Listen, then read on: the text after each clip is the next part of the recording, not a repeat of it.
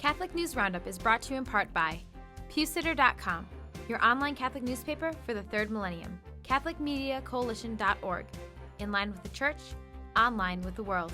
And TheAmericanCatholic.com, politics and culture from a Catholic perspective.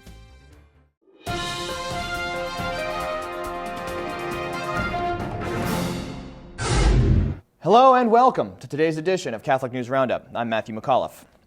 Masking the Mosque. The controversial mosque at Ground Zero is scheduled to open tomorrow amid much controversy as planners throw an event to celebrate what they call, quote, diversity, despite its proximity to what is essentially a burial ground for Americans killed on 9/11.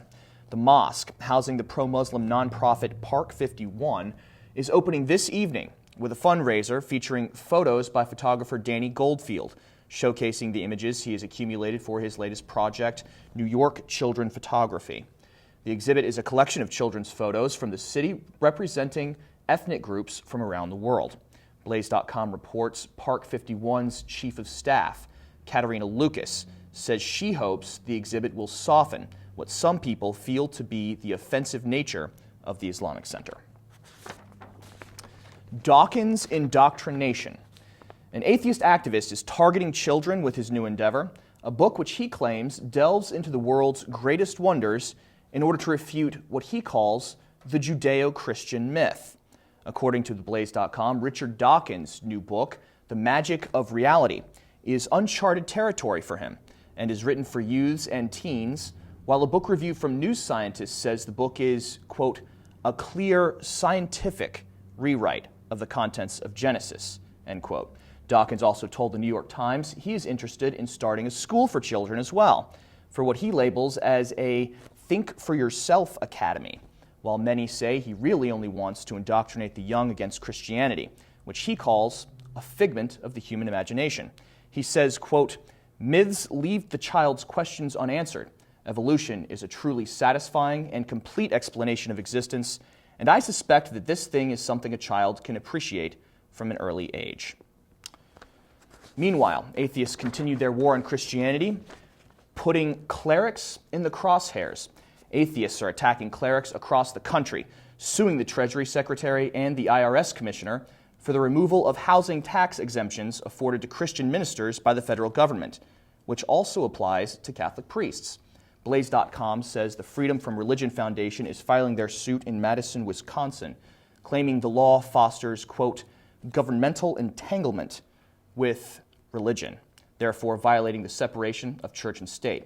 The law also calls the measure discriminatory because it only applies to ministers of the gospel. John Witt, director of the Center for the Study of Law and Religion at Emory University in Atlanta, thinks it will be an easy case, saying, quote, I think the Supreme Court has made it clear that tax exemption cases are for the legislature, not for the courts to decide. Stay with us. We'll be back in just a few seconds. Catholic News Roundup is brought to you in part by NewOxfordReview.org, the voice of Catholic Orthodoxy, in print and on the web, and RenewAmerica.com, expanding the influence of America's grassroots in the cause of freedom.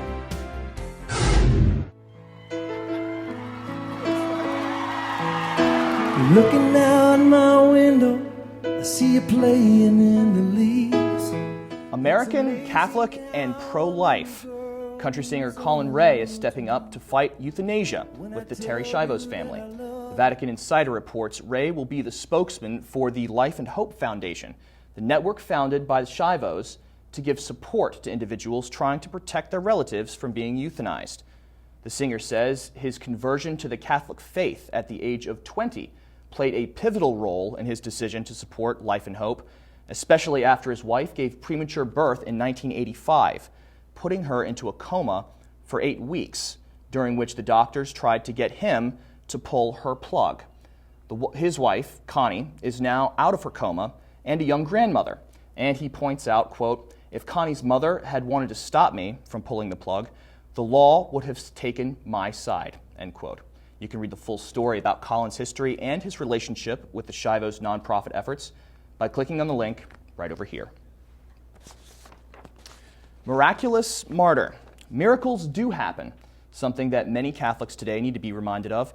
And this week, one takes place in Naples, Italy. The blood of St. Januarius, martyred under the horrific persecution of the Roman Emperor Diocletian, has liquefied in its vial again. The earliest record of the miracle is dated 1389, and it takes place 3 times a year to commemorate different events in the life of the bishop saint.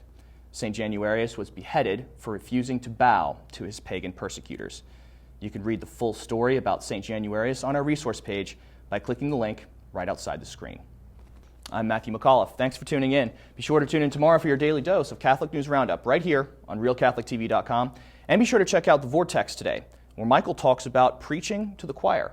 Thanks for tuning in. Be sure to tell all your friends about us. And as always, God bless.